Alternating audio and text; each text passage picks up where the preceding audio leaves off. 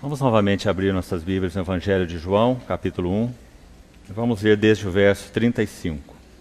No dia seguinte estava João outra vez na companhia de 2 dos seus discípulos. E vendo Jesus passar, disse: Eis o Cordeiro de Deus. Os 2 discípulos, ouvindo dizer isto, seguiram a Jesus. E Jesus, voltando-se e vendo que os seguiam, disse-lhes: Que buscais? Disseram-lhe: Rabi, que quer dizer mestre, onde assistes? Respondeu-lhes ele: Vinde e vede. Foram, pois, e viram onde Jesus estava morando, e ficaram com ele aquele dia, sendo mais ou menos a hora 10ª. Era André, o irmão de Simão Pedro, um dos 2 que tinham ouvido o testemunho de João e seguido a Jesus. Ele achou primeiro ao seu próprio irmão Simão, a quem disse: Achamos o Messias, que quer dizer Cristo, e o levou a Jesus. Olhando Jesus para ele, disse: Tu és Simão, o filho de João. Tu serás chamado Cefas, que quer dizer Pedro. Ainda na primeira epístola de Pedro, capítulo 5,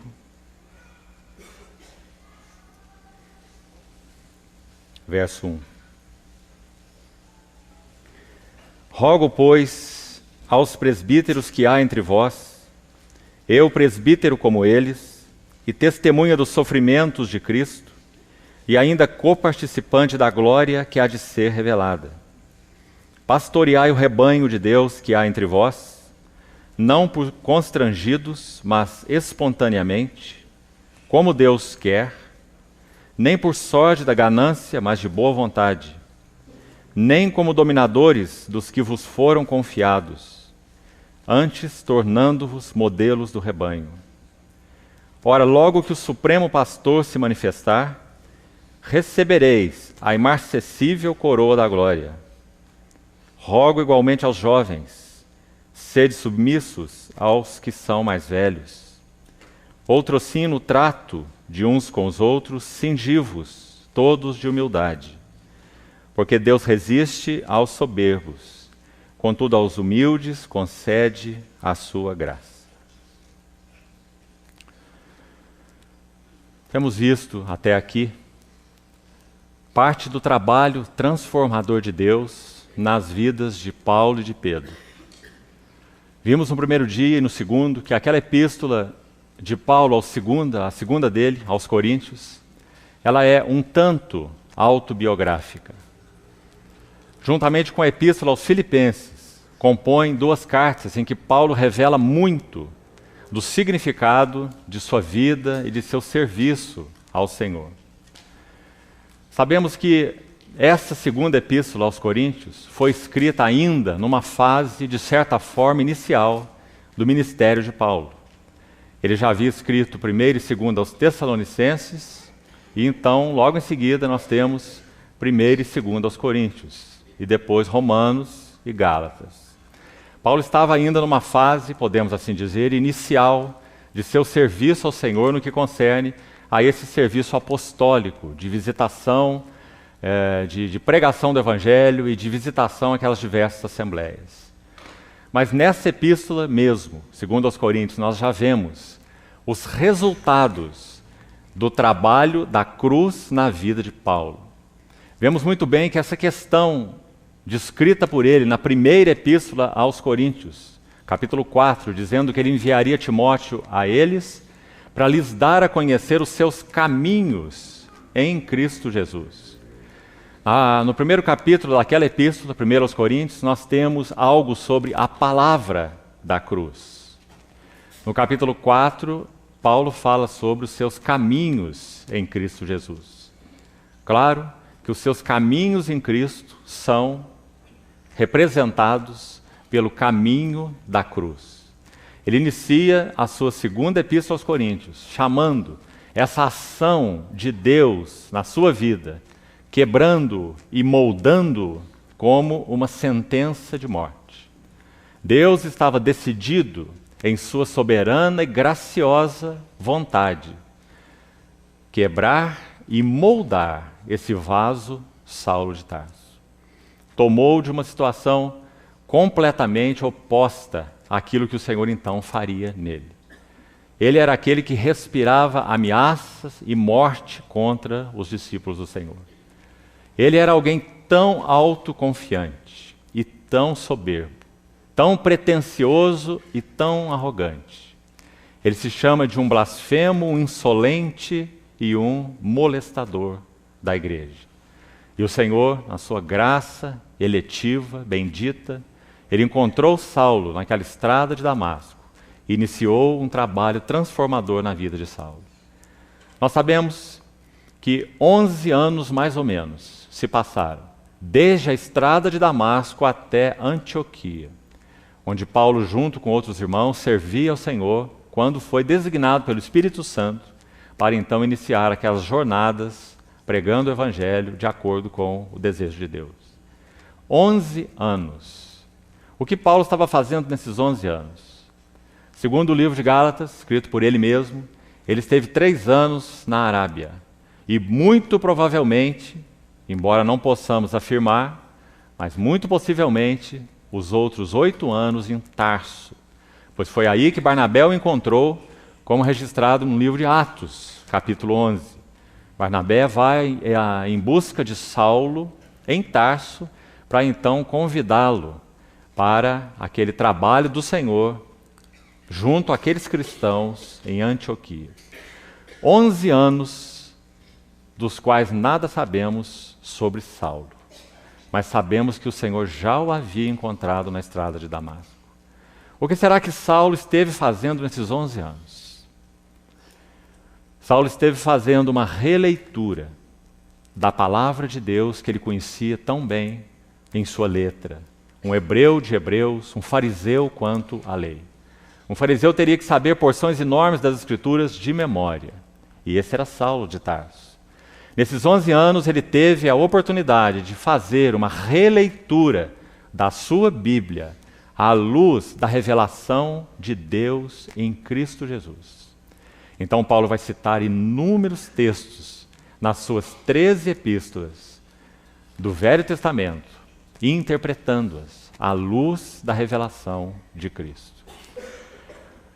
Quando a epístola aos Coríntios termina, Paulo vai dizer no capítulo 12 que ele havia sido arrebatado até o terceiro céu há 14 anos atrás. E esse período aponta exatamente para esses 11 anos iniciais, onde Saulo estava provavelmente em Tarso. Quando então ele descreve aquela experiência, segundo aos Coríntios 11, falando das visões e das revelações do Senhor. O Senhor iria confiar muito a Saulo. E para que o Senhor pudesse confiar essa revelação do mistério de Deus e de Cristo a Saulo, ele teria que forjar esse vaso como ele forjou. Enquanto Saulo estava nesse paraíso, como ele descreve, no terceiro céu, ouvindo coisas inefáveis, às quais não é lícito ao homem referir, se no corpo ou fora do corpo não sei, Deus o sabe, ele diz, sabemos que ele estava preservado ali da soberba. Ele estava na presença imediata de Deus. No corpo ou fora do corpo eu não o sei. Que experiência é essa? Mas, ao final dessa experiência, era-lhe necessário receber um espinho na carne, um preventivo de Deus contra a soberba de Saulo. Então ele orou 3 vezes ao Senhor pedindo que afastasse dele esse espinho, e ouviu a mesma resposta: minha graça te basta, porque o meu poder se aperfeiçoa, se evidencia, se completa, é na fraqueza. Então ele vai dizer: eu, pois, me gloriarei nas minhas fraquezas, para que sobre mim repouse o poder de Deus. E claramente ele diz: para que eu não me ensoberbecesse com a grandeza das revelações, foi-me dado um espinho na carne. Então, irmãos, que carta preciosa essa epístola segunda aos Coríntios. Nós vemos ali, então, o resultado do trabalho da cruz na vida de Paulo. Se na primeira epístola nós vemos a falta do trabalho da cruz na Assembleia de Corinto, na segunda epístola nós temos as consequências do trabalho da cruz na vida de Paulo. Então, pelo menos 12 características você vai encontrar nessa epístola, que seriam evidências dessa genuína liderança espiritual na vida de Paulo. Como o Senhor molda-nos para que possamos representá-lo. Isso é liderança espiritual. Representá-lo em qualquer nível, seja no nível doméstico, conjugal, familiar, no nível em direção ao mundo, entre a igreja e o corpo de Cristo. Fomos todos chamados para representar ao Senhor Jesus. Então o Senhor tomou Saulo e tornou um vaso representável. Então ele pôde dizer: nós levamos a todo lugar a fragrância do seu conhecimento. É por meio de nós. Você pode também traduzir aquela expressão de uma maneira ainda mais forte, por causa de nós, e nós já explicamos isso. Deus fez um trabalho em Saulo de Tarso. Ele não era um vaso descartável, que fazia uma obra e permanecia o mesmo. Não. Cristo estava sendo formado na vida e no caráter de Saulo. Então ele pôde dizer: eu trago no corpo as marcas do Senhor Jesus. Ele pôde dizer: o que vistes, aprendestes, ouvistes de mim, isso praticai. E o Deus da paz será convosco. Sede meus imitadores e observai os que andam segundo o modelo que tendes em nós. Todas essas frases são expressão de liderança espiritual. Agora, qual a convicção que ele tinha? Relembramos ontem em 1 Timóteo capítulo 1. Que Deus fez o que fez na vida dele por misericórdia, por graça e para que ele se tornasse um modelo para todos quantos haveriam de crer no Senhor Jesus. Esse é o mesmo propósito do Senhor para todas as nossas vidas. O que ele faz em nós está para além de nós. Tudo que ele nos dá não para em nós. De todas as formas que ele nos tem abençoado é para além de nós. Todos os dons, toda a revelação, todo o entendimento que possamos ter pela graça do Senhor não foi designada a permanecer conosco. Mas para que possamos representar o Senhor de maneira adequada naquilo que Ele nos tem dado, é necessário que suas mãos nos forjem. Então esse capítulo 12, irmãos, de 2 Coríntios, traz esse exemplo gritante aos nossos ouvidos. Não basta recebermos visões e revelações do Senhor. Igualmente carecemos de uma proteção contra a soberba. Por isso ele inicia o livro e termina o livro basicamente da mesma maneira. Ele inicia falando de uma sentença de morte, já vimos. E ele termina o livro falando de um espinho na carne. Que o Senhor nos ajude a entender o que realmente significa o caminho da cruz. E nós nos disponhamos a que o Senhor não retire sua mão de nós. Trate-nos segundo sua misericórdia. Use pessoas e circunstâncias para que então nossas vidas sejam modeladas, para que não confiemos em nós mesmos, mas no Deus que ressuscita os mortos. Na vida de Pedro, o mesmo processo. O Senhor mais uma vez tomou o autoconfiante Pedro, aquele que depois de praticamente 3 anos e meio de discipulado a Cristo, ainda era capaz de dizer que ele nunca o negaria. E que ele seria capaz de ir até o fim e até a morte juntamente com o Senhor. Mas agora, quando ele escreve essas suas epístolas, 1 e 2 Pedro, essas 2 epístolas muito provavelmente foram escritas entre os anos 64 e 68. Lembrando-nos que o apóstolo Paulo partiu para o Senhor, possivelmente decapitado durante o império de Nero, em torno do ano 67 ou 68. Foi exatamente nesse período em que Pedro escreveu suas 2 epístolas.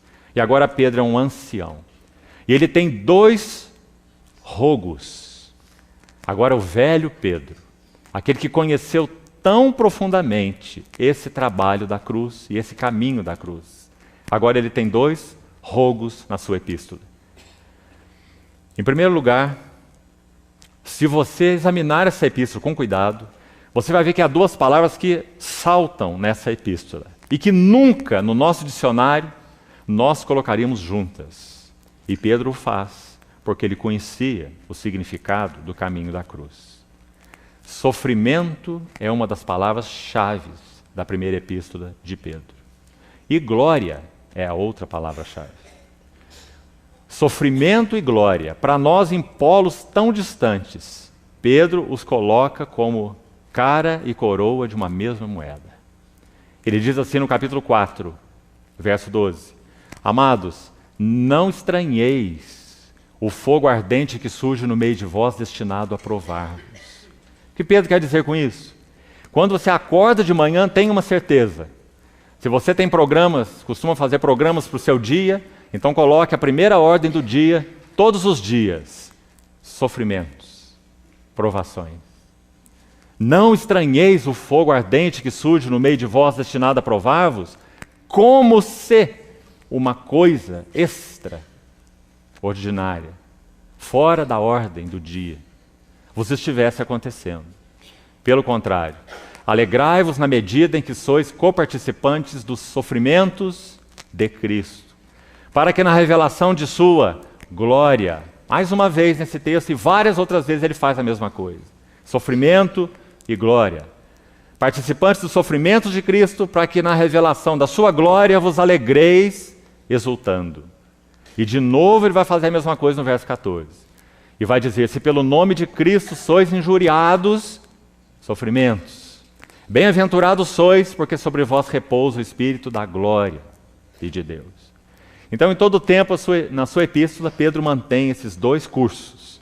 Deus irá tratar a vida dos seus por meio de provações. E logo no capítulo 1 ele vai dizer: ele tem um motivo. É para que o valor da vossa fé seja apurado e mais precioso que o ouro perecível, e redunde em louvor, glória e honra na revelação de Jesus Cristo. Como falamos, irmãos, Salmo 129, 3, se nossos lombos, se nosso dorso não é lavrado pelos aradores, não há como a preciosa semente da palavra de Deus penetrar nos nossos corações. Se nós queremos saber por que Deus ordena sofrimentos para a vida dos seus filhos, essa é a explicação. A semente não penetra em um solo batido. Sobre o meu lombo lavraram os aradores. Nele fizeram longos sulcos, para que então a semente da palavra tenha poder de penetração. O servo de Deus do passado disse que o sofrimento é um trombone de Deus para despertar ouvidos surdos. Louvado seja seu nome, porque cada uma das aflições que nós cristãos experimentamos são reguladas pela sua própria mão. Não vos sobreveio uma só provação que não fosse humana. Deus é fiel e não permitirá que sejais provados além das vossas forças. Mas juntamente com a provação vos proverá livramento para que possais suportar. Não é livramento para escapar das tribulações, é livramento para suportar as provações. Esse é 1 Coríntios 10, versículo 13. Então, quando Pedro faz o seu rogo, seus dois rogos, no final da sua epístola, ele tem primeiro um rogo aos mais velhos, um rogo aos anciãos e tem um rogo aos jovens. Resultado das lições que ele pôde aprender aos pés do Senhor. Então ele vai dizer, primeiro aos anciãos ele diz: rogo aos presbíteros que há entre vós. Eu, presbítero, como eles. Ancião é a palavra aqui. No sentido oficial, são aqueles que receberam a designação do Senhor para exercer esse serviço entre os santos, chamado o governo da igreja, ou o episcopado, como Paulo usa a palavra escrevendo a Timóteo. Supervisão. Rogo aos presbíteros que há entre vós, eu, presbítero como eles, e testemunha dos sofrimentos de Cristo, veja aí uma vez mais, sofrimentos de Cristo, e ainda coparticipante da glória, mais uma vez, ele coloca junto as duas palavras, a glória que há de ser revelada. Então ele diz: pastoreai o rebanho de Deus. Onde Pedro ouviu especificamente essa palavra? João capítulo 21, o texto que lemos ontem. Quando nosso Senhor, após 3 anos e meio de discipulado na vida de Pedro, ele se revela uma vez mais 10 vezes ele apareceu a testemunhas diversas após a sua ressurreição em 40 dias. Numa das vezes, o Senhor se revela no Mar da Galileia para Simão e mais 6 discípulos. Eles haviam pescado uma noite toda, mais uma vez, e nada apanharam, como o registro de Lucas 5, que já vimos. E então alguém aparece na praia, e esse alguém grita por eles, da praia. O barco estava mais ou menos 90 a 100 metros apenas da praia, 200 côvados. Então esse homem diz: filhos, tendes aí alguma coisa que comer? E eles disseram: nada. Então esse homem disse: lançai a rede à direita do barco e achareis. Então eles lançaram a rede, aquele cardume de peixes correu para aquela rede, porque quem sabe o Criador, ali na praia, deu um pequeno assovio para aquele grande cardume, e aquele cardume correu para aquela rede, encheu aquela rede de peixes. Então João tem uma percepção. Ele diz: no barco, é o Senhor. E quando João diz: é o Senhor, Pedro se desespera. O texto diz que Pedro estava despido. Então ele veste rapidamente a sua túnica e não pode esperar que aquele barquinho chegue à praia. Ele se joga na água e vai em direção ao Senhor. E pela primeira vez, Pedro não tem mais palavras. Ele sempre é cheio de palavras, até mesmo no Monte da Transfiguração. Mas agora Pedro não tem palavras. Por quê? Porque quando ele chega à praia, ele vê ali um braseiro. E João usa diversas vezes parelhas de palavras no seu evangelho. Se você buscar o texto original e a sua concordância, que traz as palavras no original, faça esse exercício. Muitos pares de palavras, que apenas aparecem 2 vezes no evangelho de João. E quando essas palavras são postas juntas, sempre nós vemos quadros maravilhosos da vida de união com Cristo, que é a chave do pensamento de João e do seu aprendizado diante do Senhor. Braseiro é uma dessas palavras. Somente aparece 2 vezes no Evangelho. João 18, 18. Primeira vez que aparece a palavra braseiro. Pedro conseguiu que João, que era conhecido do sumo sacerdote, conseguisse para ele um salvo-conduto, para que ele entrasse por aquela porta que dava acesso ao pátio da casa do sumo sacerdote, onde nosso Senhor estava sendo julgado. João era conhecido do sumo sacerdote, e foi permitido que ele entrasse junto com o Senhor, e Pedro ficou de fora. Então João falou, mexeu ali os seus pauzinhos, e conseguiu que Pedro tivesse acesso. Então a encarregada da porta abriu para Pedro, Pedro entra e vai aquentar fogo naquele pátio, enquanto o Senhor estava sendo julgado. E ali ele nega o Senhor 3 vezes. E então, é dito que o Senhor sai da casa do sumo sacerdote, e ele não pode mais contactar Pedro, porque ele está preso, mas ele olha para Pedro. O Senhor deu um primeiro olhar para Pedro aqui em João capítulo 1. Olhando Jesus para ele, disse: tu és Simão e tu serás Pedro. Agora 3 anos e meio se passaram. E o Senhor olha de novo para Pedro, agora sem palavras. E então, esse Jesus, que tem olhos como chama de fogo, faz com que aquela palavra que ele já tinha depositado no coração de Pedro, antes que o galo cante, tu me negarás 3 vezes. O Senhor faz com que aquela palavra reacenda, porque agora a expressão usada não é mais logos, uma ideia comunicada, uma palavra falada e guardada, mas agora o termo usado é rema. Então, quando o Senhor olha para Pedro, lá da casa do sumo sacerdote, para o pátio onde Pedro estava, naquele braseiro, é dito: e Pedro então se lembrou da rema do Senhor. E, caindo em si, desatou a chorar. Então Pedro chega ao fim de si mesmo. Depois, nós sabemos, pelos relatos dos evangelhos, que o Senhor, sim, se revelou a Pedro antes de João 21. Quando ele aparece aos discípulos, eles estão de portas fechadas, naquele ambiente, Pedro estava lá. mas não há nenhum registro de conversa do Senhor com Pedro. E nenhuma restauração particular do Senhor a Pedro. Mas agora nós chegamos num ponto em João 21 em que o Senhor se revela para fazer algo com Pedro. Então quando ele vai, pula daquele barco, vai à frente do barco, chega na praia e vê aquele braseiro agora foi colocado pelo Senhor.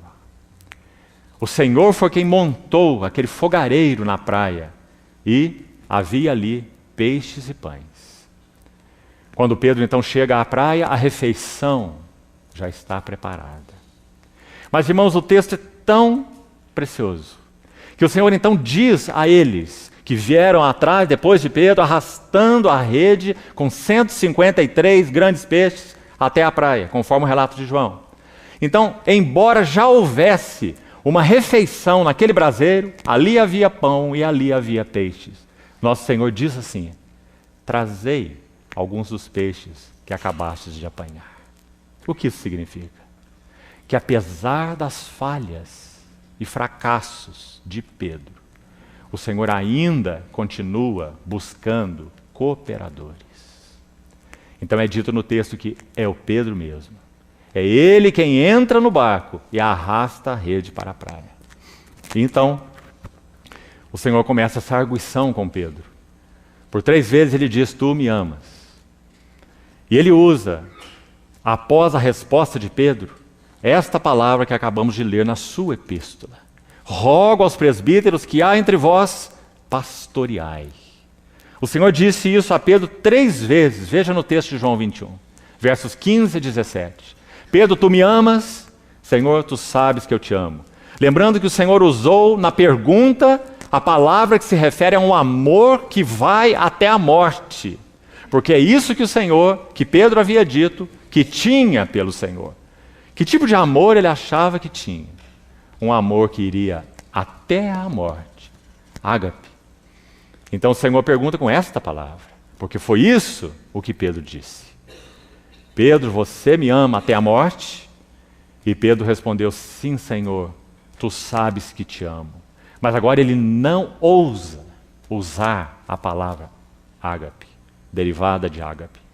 Ele usa a palavra derivada de filéu, que sim fala de um amor elevado, mas de um amor bem inferior ao significado de ágape, porque fala de um amor entre amigos, um amor de amizade, e não um amor sacrificial. Então Pedro responde com essa palavra inferior. E então o Senhor diz a ele a primeira vez: apacenta as minhas ou os meus cordeiros. Essa palavra cordeiros na língua original, interessante, é uma palavra para um pequenino animal filhote. Literalmente nós podíamos traduzir assim: dê alimento para os meus cabritinhos. Porque embora o Senhor tenha falado 3 vezes a palavra apacenta, na língua original são diferentes. No versículo 15 é uma palavra que se repete no versículo 17, no versículo 16 a palavra é diferente. A palavra do verso 15 e do verso 17 para apacenta significa particularmente dar comida, dar pasto, dar alimento. A palavra do verso 16 significa conduzir ou guiar. São as 2 responsabilidades do pastor de ovelhas.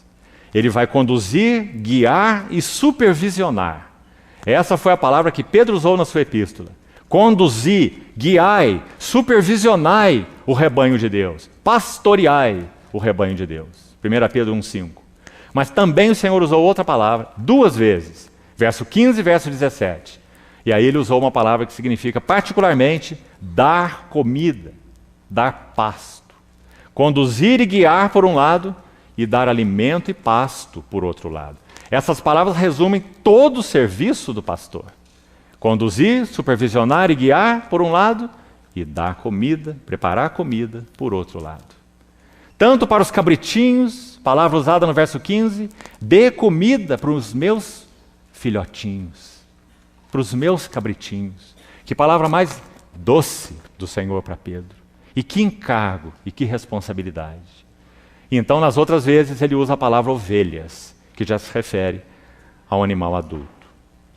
Então Pedro se lembra dessa palavra do Senhor e repete aqui na sua epístola, de uma maneira agora tão sublime, já que ele agora é o ancião Pedro, que aprendeu tantas lições diante do Senhor. Aquele que já teve a sua autoconfiança quebrada. Aquele que, como Paulo, é capaz de dizer, eu de mim mesmo nada sou, mas que também é capaz de dizer, Cristo é tudo e em todos. Então ele diz, pastoreai o rebanho de Deus, verso 2 de 1 Pedro 5. No verso 3, ele diz, não como dominadores. Aqui está uma outra palavra importante, que o ancião Pedro se lembra muito bem. Ele ouviu da boca do Senhor. Mateus 20 e também Marcos 10. Para que você tenha uma ideia do contexto, o colégio apostólico estava à beira de uma guerra civil. 10 contra 2. Porque a mãe de Tiago e João se achegou ao Senhor com seus 2 filhos e fez aquele pedido. Ordena, na verdade ela não fez um pedido. Ela ordenou o Senhor que ordenasse. Ela diz, manda que no teu reino estes meus 2 filhos se assentem, um à sua direita e outro à sua esquerda. Mães são iguais desde Eva. Todas têm o mesmo coração e os mesmos interesses. Ela sabia que o Senhor só tinha um espaço à direita e outro à esquerda. E nada mais elevado do que ter seus 2 filhos, um de cada lado do Senhor. Essa mãe iria morrer em paz e cheia de glória. Então, nosso Senhor olhou para eles, os 3, a mãe e os 2 filhos, e disse, vocês não sabem o que pedis. Podeis vós beber o cálice que eu estou para beber? E quando você faz uma pergunta para uma criança, quando ela é desafiada, mesmo que ela não entenda a pergunta, ela vai responder, sim, eu posso. Então eles nem sabiam o que era esse cálice. Eles não tinham compreensão nenhuma da cruz. É isso que Lucas vai nos dizer no capítulo 18. Seus sentidos estavam encobertos. Eles não percebiam o que o Senhor ensinava. Lucas diz claramente no seu evangelho. Mas eles disseram, podemos beber o seu cálice. Aliás, tudo que o Senhor for fazer, nós vamos fazer atrás do Senhor. Nós podemos. Então o Senhor disse, e vós bebereis o meu cálice. Tiago e João. Mas quanto ao assentar-se à minha direita ou à minha esquerda, isso compete ao meu Pai. E então é dito que quando esses 2 fizeram esse pedido através de sua mãe, os 10 se indignaram contra eles. Por que você acha que eles se indignaram? Porque eles pensaram, mas eles são muito soberbos. Como uma atitude dessa pode acontecer aqui? Não. Eles se indignaram porque eles pensaram, eles foram mais rápidos do que nós. Então o colégio apostólico estava à beira da guerra civil. E o nosso Senhor usa essa palavra que Pedro repete aqui nesse versículo. Pastoreai o rebanho de Deus, não como dominadores. Essa palavra. Ela aparece em Marcos 10, que é o mesmo relato de Mateus 20. Esse pedido ao Senhor. Ela aparece a terceira vez em Atos 19 e 16. E a última vez, são apenas 4 vezes, aqui onde nós temos aberto 1 Pedro 5,3. O que ela significa? Atos 19 e 16 vai nos dar o sentido mais exato dessa palavra. Paulo estava em Éfeso, e em Éfeso havia 7 judeus exorcistas ambulantes. Esses 7 filhos, 7 judeus, eram filhos de um homem chamado Seva. Creio que você se lembra do relato. Então, eles eram exorcistas ambulantes. E diante de uma situação de um endemoniado, eles disseram assim, esconjuro-vos, em nome de Jesus, a quem Paulo prega. Então o espírito imundo disse, eu conheço Jesus, e sei quem é Paulo, mas vós quem sois? E então esse possesso partiu para cima deles, e diz o texto, que ele os deixou desnudos e feridos. E eles saíram envergonhados daquela casa. Então Lucas vai usar essa palavra, subjugando. Então o possesso saltou sobre eles, subjugando-os. Essa é a mesma palavra que o Senhor usou em Mateus 20, Marcos 10 e 1 Pedro 5, 3. Não como os que subjugam. Porque aqueles que subjugam representam a autoridade de Satanás. Aquele que subjugou aqueles judeus, filhos de Seva, foi um espírito imundo. Ele os subjugou, não como subjugadores dos que vos foram confiados. Tremenda responsabilidade.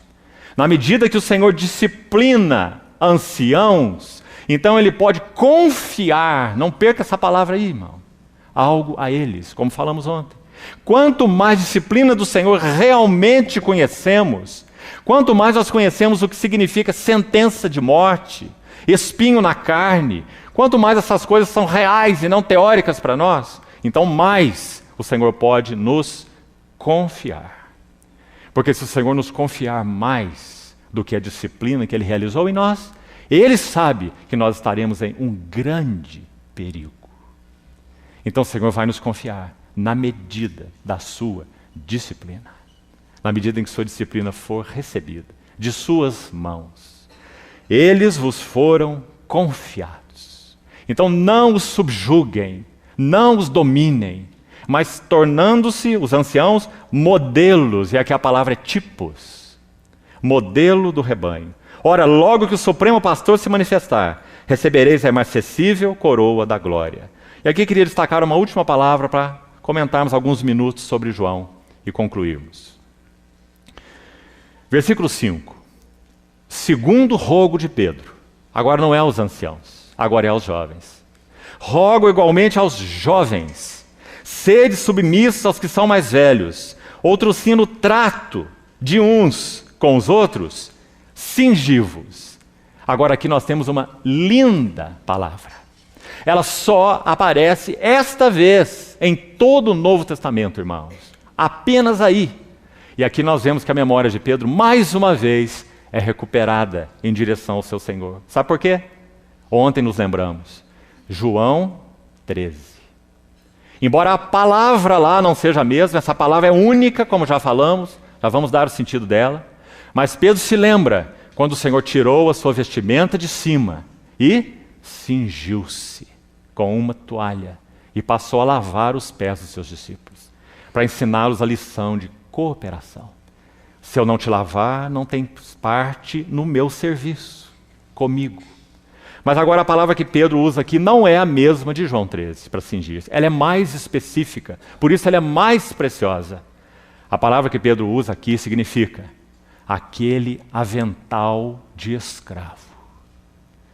Aquele avental que somente o escravo usava para trabalhar e que o diferenciava de todos os outros homens livres.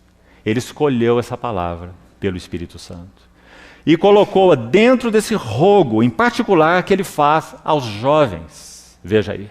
Jovens, no trato uns com os outros, vistam todos o avental do escravo. Aquele que diferencia vocês de pessoas livres para pessoas compradas. Sirvam uns aos outros com avental de escravo. Cingi-vos todos de humildade. Que palavra mais preciosa é essa? Porque Pedro aprendeu essa lição. Poucos, como Pedro, sabem que o Senhor resiste aos soberbos. Porque o Senhor resistiu a Pedro mesmo. O Senhor resiste aos soberbos, mas aos humildes Ele concede sua graça. A graça é um tema muito caro para Pedro. Ele termina sua epístola assim: o Deus de toda graça, 1 Pedro 5,10, que em Cristo vos chamou a sua eterna glória. Pedro sabe o que é graça, porque ele negou o Senhor e praguejou contra o nome do Senhor. Então, irmãos, o Evangelho de João começa e termina narrando as pessoas de Pedro e de João. Tanto no capítulo 1, quanto no capítulo 21. Então o texto que nós relemos no início, vamos fazer algumas considerações sobre João agora. O texto que lemos no início mostra também o primeiro encontro de João com o Senhor. Diferente do de Pedro, o Simão, que foi levado por André, o seu irmão, para o Senhor, e ouviu aquela palavra do Senhor. O Senhor olha para Pedro e diz: tu és Simão, tu serás chamado Cefas. Diferentemente dessa situação, Quando João Batista aponta para Jesus como sendo o Cordeiro de Deus, ele perde esses dois dos seus discípulos. Quanto mais Cristo é visto e apontado, menos discípulos nós temos. Porque nós não fomos chamados para discipular ninguém. Nosso discipulador é Cristo. Todo o nosso discipulado é a Cristo. Então, quando ele aponta o Cordeiro de Deus, dois dos seus discípulos seguem o Cordeiro. E o Senhor Jesus olha para trás e faz aquela pergunta que nosso irmão já nos lembrou aqui na segunda-feira pela manhã. Basicamente a mesma que foi feita para Salomão. Que me pedis? Que queres? O Senhor percebeu que dois andavam atrás dele e ele faz essa tremenda pergunta. Quanta resposta poderia acontecer aqui? Eles deveriam pedir um tempo para o Senhor e falar, Senhor, já que o Senhor perguntou isso, nos dá 1 hora para responder. Porque a resposta vai ser muito precisa. O que nós queremos? O Senhor estava disposto a atender o desejo deles. Mas então eles fizeram outra pergunta. E que pergunta maravilhosa. A pergunta deles foi, onde moras? Eles queriam o próprio Senhor. Por isso, todos os 5 escritos de João mostram que a lição que João melhor aprendeu, e é a que ele evidencia nos seus 5 livros, não se esqueça, inclusive no Apocalipse, é vida de união com Cristo. Que pena que quando nós olhamos para o Apocalipse, nós só vemos gafanhotos de 1 metro de altura e besta com um monte de chifres. Porque o tema de Apocalipse é o noivo e a noiva. Vida de união com Cristo. Então, já no primeiro encontro de João com o Senhor, isso está evidenciado. Nós falamos ontem que em torno de 103 vezes a palavra permanecer aparece em todo o Novo Testamento. Mais da metade, mais de 50 vezes, a palavra permanecer aparece nos escritos de João. Permanecer. Aqui no primeiro capítulo mesmo, por favor, abra sua Bíblia de novo, João capítulo 1. É dito no versículo 32. João testemunhou e disse, viu o Espírito Santo descer do céu como pomba e pousar. Aqui está a primeira menção dessa palavra no Evangelho. A palavra é permanecer. Traduzida aqui por pousar. Viu o Espírito Santo descer e permanecer sobre ele. De novo no verso 33, a parte final. Aquele sobre quem vires descer e permanecer o Espírito. No versículo 38, aqui já na relação de João com o Senhor Jesus, veja aí. Jesus voltando-se vendo que o seguiam, disse-lhe, que queres? E eles lhe responderam, Rabi, onde assistes? Essa mesma palavra também. Onde vives? Onde moras? Onde permaneces? Então a palavra permanecer, como João a usa, significa todas essas coisas. Significa ficar, significa pousar, significa viver, significa morar e também significa permanecer. João capítulo 15. Morai em mim e eu morarei em vós. Se eu morar em vós, se as minhas palavras morarem em vós, vivei em mim e eu viverei em vós. Permanecei em mim. Então João usa essa palavra de modo tão distinto, porque o tema de João é este. Vida de união com Cristo. Então, qual é a chave do aprendizado de João? Qual é a nota central do aprendizado de João? É essa mesma. Vida de união com Cristo. Dentre os pares de palavras que nós falamos, que somente aparece 2 vezes no Evangelho de João, há diversas que fazem quadros da vida de união com Cristo. A palavra peito ou seio do Senhor Jesus, a palavra seio aparece em João 1,18 e em João 13,23. E faz um quadro. No capítulo 1,18, o filho no seio do pai. No capítulo 13,23, João no seio do filho. Porque nós fomos chamados à comunhão de seu filho Jesus Cristo. Fomos chamados a entrar na comunhão do Deus triuno, sem participarmos da divindade, sem sermos deificados, porque isso é impossível. Nós sempre seremos seres criados, mesmo quando estivermos glorificados, e Deus continuará sendo Deus, na sua onipotência, na sua onisciência, na sua onipresença, em todos esses seus atributos. Mas nós fomos chamados para a vida de união com Cristo em Deus. Assim como és tu, ó Pai, em mim e eu em ti, também sejam eles em nós, para que o mundo creia que tu me enviaste. Chamados à comunhão de seu Filho Jesus Cristo. Então, irmãos, como o Senhor usou particularmente a João? Temos só apenas alguns minutos para traçar algumas linhas. Primeiro, João falou para a segunda e terceira geração de cristãos. Parece que, efetivamente, o ministério de João só começa quando o de Paulo e de Pedro terminam. João falou à segunda e até à terceira geração de cristãos, já que ele muito provavelmente viveu mais de 90 anos. Quando nós temos uma primeira geração, a verdade, a revelação é recebida com poder. Na primeira geração, há uma poderosa revelação. Na segunda geração, a verdade e a revelação é recebida de segunda mão. Então nós temos tradição. Quando João começou a exercer o seu ministério, João encontrou a igreja já em tradição. Aquela poderosa revelação inicial já tinha um tanto se esvaído. E na terceira geração, ainda pior. Se nós temos uma poderosa revelação na primeira, se nós temos uma tradição na segunda, porque quase tudo é recebido de segunda mão, na terceira nós temos acomodação e indiferença. Então, o Senhor, na sua bondade e soberania, Ele guardou esse seu discípulo para a segunda e terceira geração.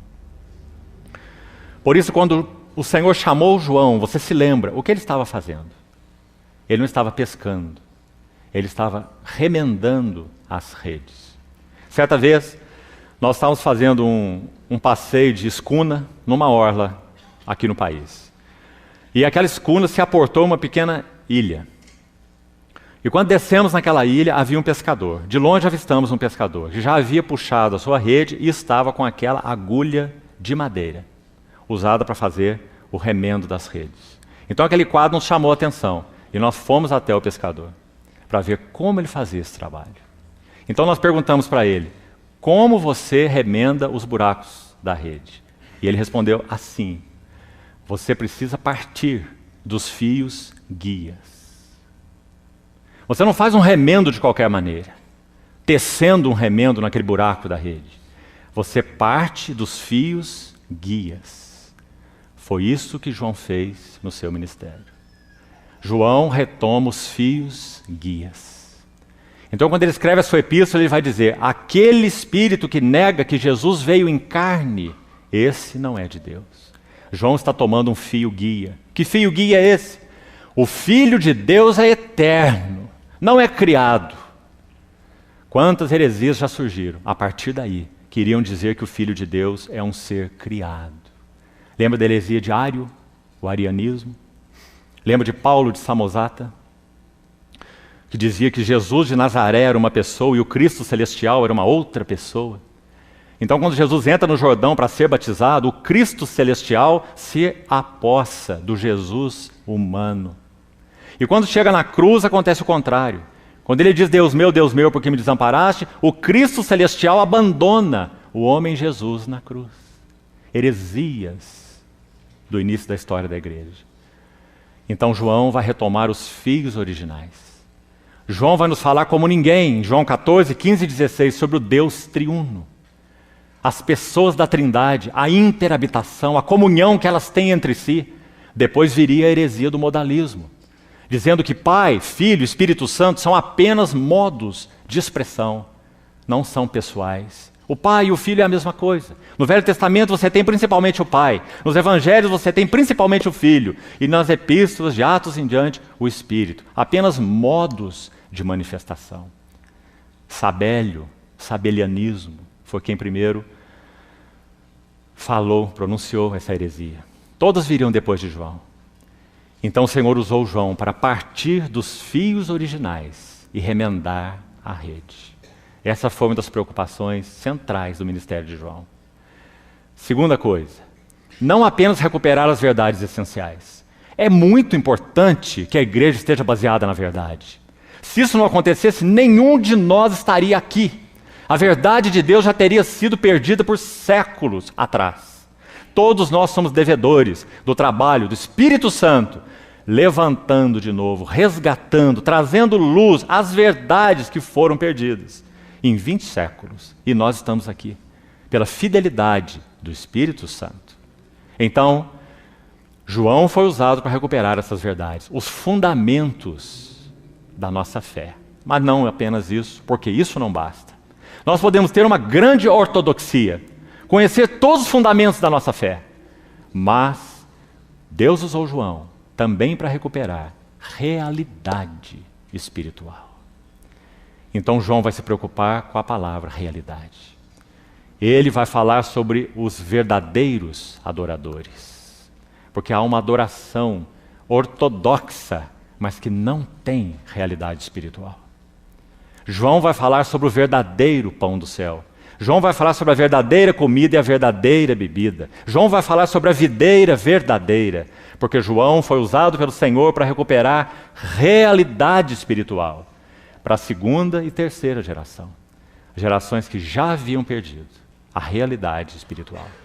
Então essa é uma outra nota de muita importância. Agora, quais seriam, se é que podemos selecionar, 3 pontos centrais no trabalho de João e no seu serviço ao povo de Deus? Quais seriam? Talvez, irmãos, lendo e relendo e lendo os seus escritos, talvez 3 coisas mais nos saltem. A primeira, comunhão. João, no que concerne a restaurar a realidade espiritual, João é quem fala da comunhão como ninguém. Nós fomos chamados à comunhão do Pai e do Filho Jesus Cristo. Essas coisas vos escrevo, para que vossa alegria seja completa.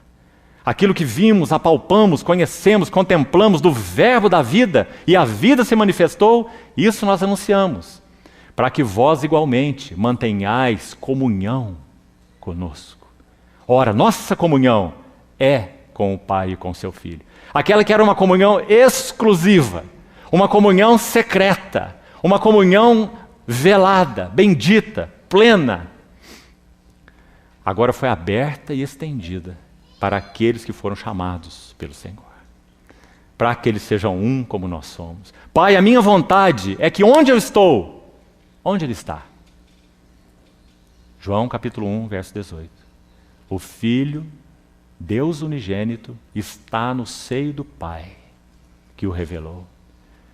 E João 17, 24.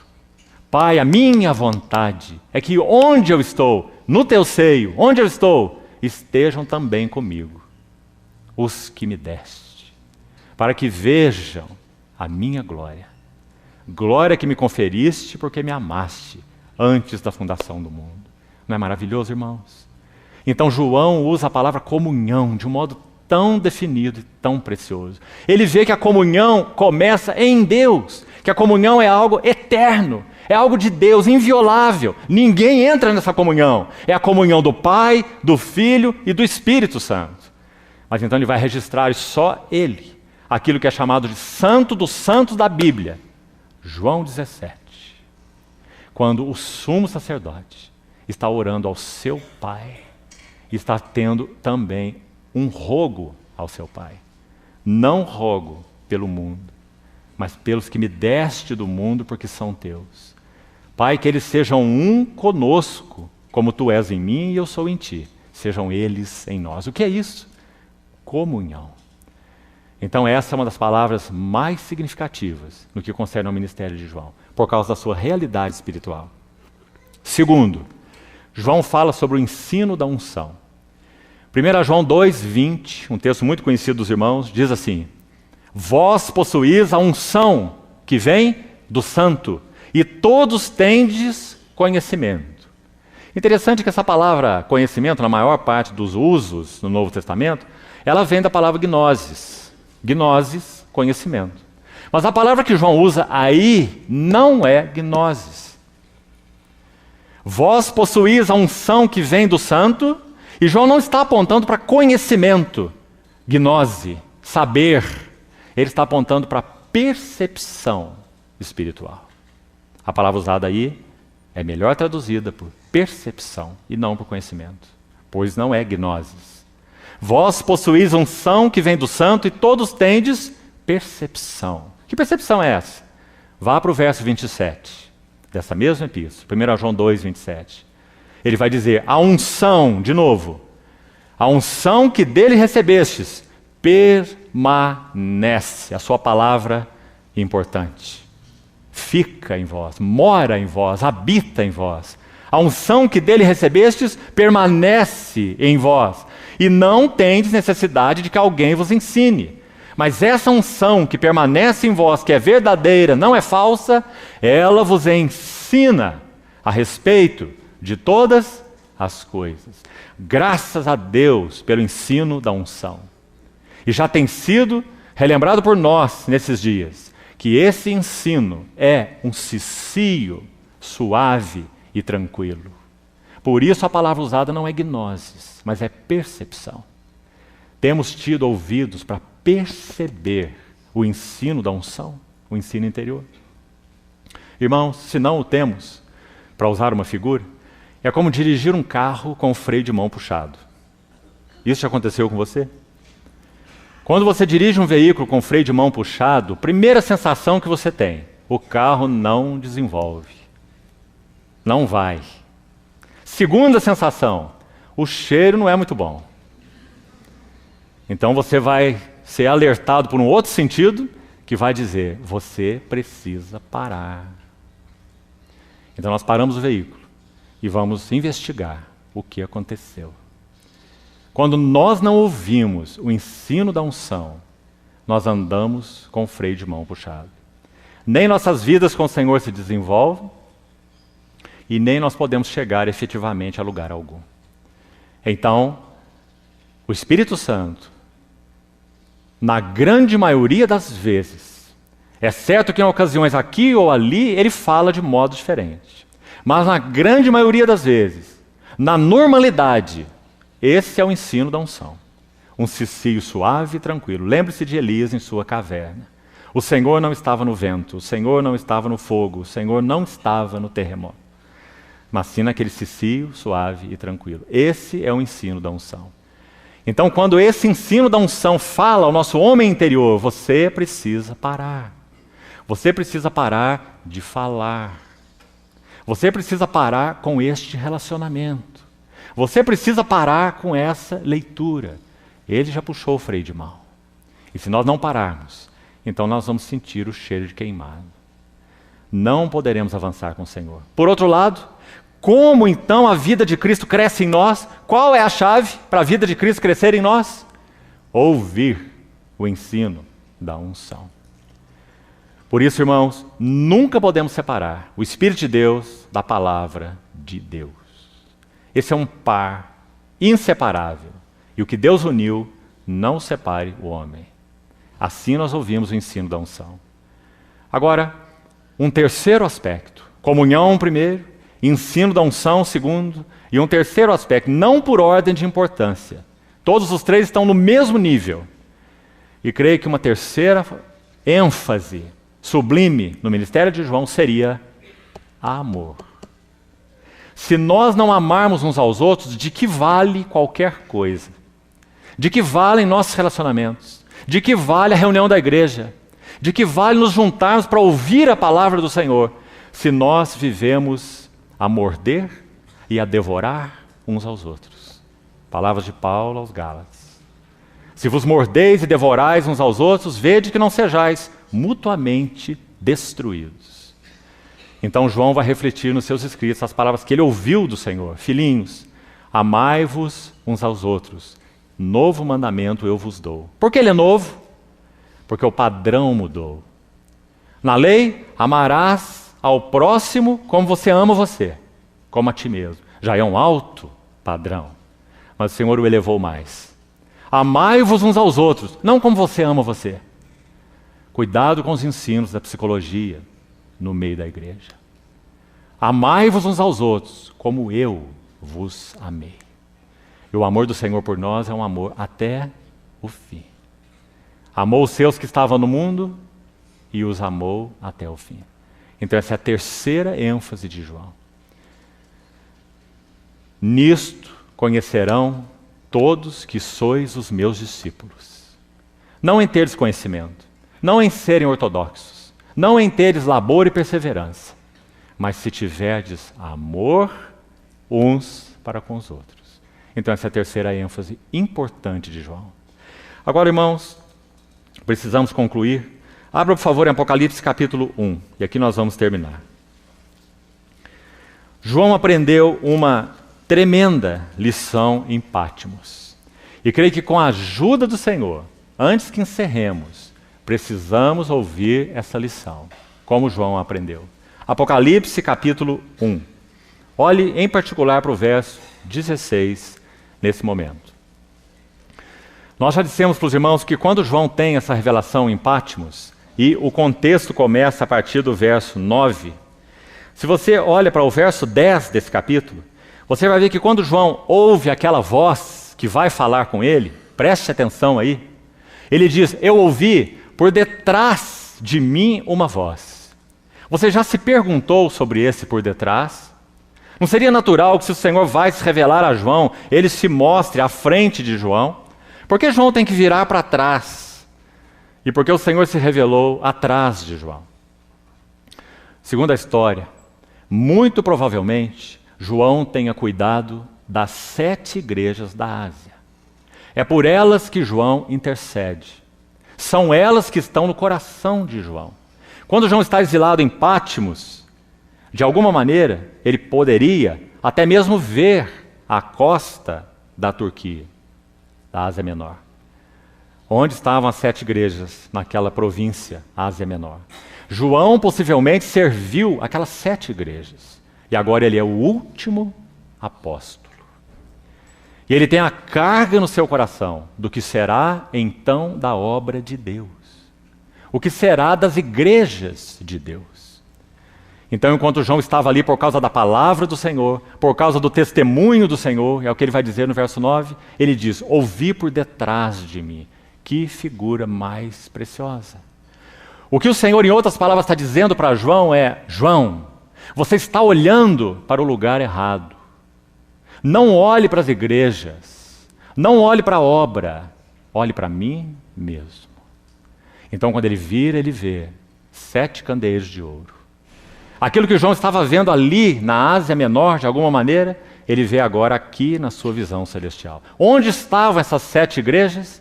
Elas estavam naquela cena com o sumo sacerdote em meio a todas elas. Que segurança para o coração de João. Irmão, escute bem. A obra de Deus não é a nossa vida. Cristo é a nossa vida. A igreja de Deus não é o nosso viver. Cristo é o nosso viver. Quando nós colocamos a obra de Deus no centro do propósito eterno de Deus, nós corremos o risco de perder a Deus fazendo a obra para Deus. Quando nós colocamos a igreja de Deus no centro do propósito eterno de Deus e vivemos para a igreja, nós corremos o risco de perder Cristo na igreja.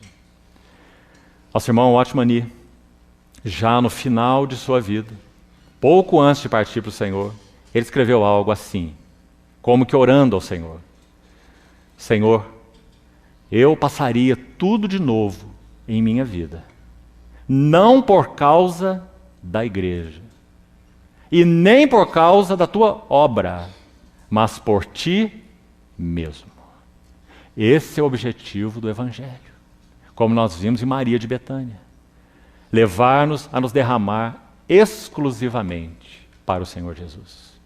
É claro que a partir daí, compartilhamos com Ele seus encargos. Mas o nosso foco e centro não está nos encargos, mas sim nele mesmo. Então João tem essa visão tão linda. Enquanto ele orava para cá, intercedia aqui, visualizava ali a obra de Deus, para onde vai a obra de Deus, para onde vão as igrejas de Deus, eu sou o último apóstolo, o apóstolo do Cordeiro, o último deles. Então ele tem que virar atrás, para ver o sumo sacerdote no meio dos 7 candeeiros de ouro. Que visão, irmãos, que conforto, que segurança, que descanso para João. E o verso 16, o que acontece no verso 16? Veja a cena. Ele vê que esse semelhante a filho do homem. Olhe bem para o quadro. Esse semelhante a filho do homem tem na sua destra, na sua mão direita, 7 estrelas. É-nos dito que essas 7 estrelas são os 7 mensageiros das 7 igrejas. Ou seja, o Senhor, de alguma maneira, está garantindo para João que as suas igrejas sempre terão os seus mensageiros. Ele está como que dizendo: João, tua vida vai passar. João, a tua cooperação, a tua parte na obra vai passar, mas as minhas palavras não passarão. Eu sou o fiel sumo sacerdote que intercede pelos meus.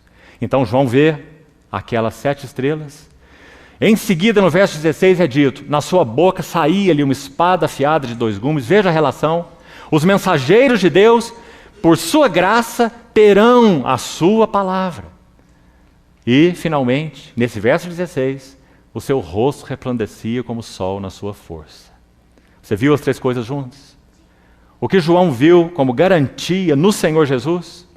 Que as igrejas do Senhor Jesus teriam os seus mensageiros, teriam a sua palavra e teriam o seu rosto. Que consolo para João.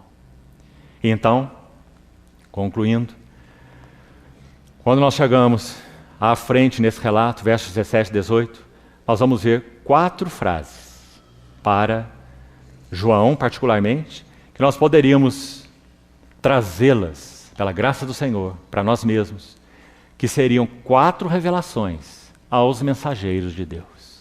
Se o Senhor tem nos dado a graça de sermos cooperadores com o Espírito Santo em encher todas as coisas com Cristo e encher Cristo com todas as coisas, esse é o ministério do Espírito Santo, então nós precisamos dessas 4 revelações que estão aí nos versos seguintes.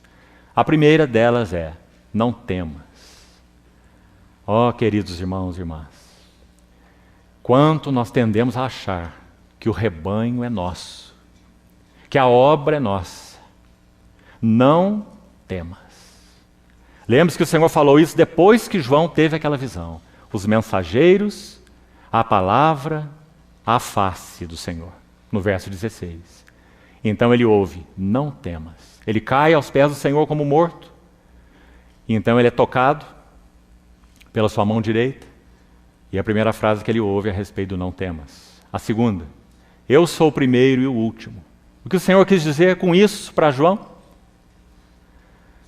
Aquele que começou a boa obra há de concluí-la até o dia de Cristo Jesus. Eu sou o primeiro, eu sou o último. Eu edificarei a minha igreja. Eu sou o Alfa e o Ômega. Essa é a segunda revelação. A terceira: eu sou aquele que vive. Por que João precisava ouvir isso? Porque João já estava às portas de partir para o Senhor. Então ele ouviu do Senhor: eu sou aquele que vive. As palavras do autor de Hebreus 7:25, por isso ele pode salvar totalmente os que por ele se chegam a Deus, porque ele vive para interceder por eles. Eu sou aquele que vive. Estive morto, mas eis que estou vivo pelos séculos dos séculos. E a quarta e última revelação: eu tenho nas mãos as chaves da morte e do inferno. Então João é lembrado que as portas do inferno não prevalecerão contra a igreja do Senhor. 4 grandes revelações. Um grande aprendizado de João em Patmos.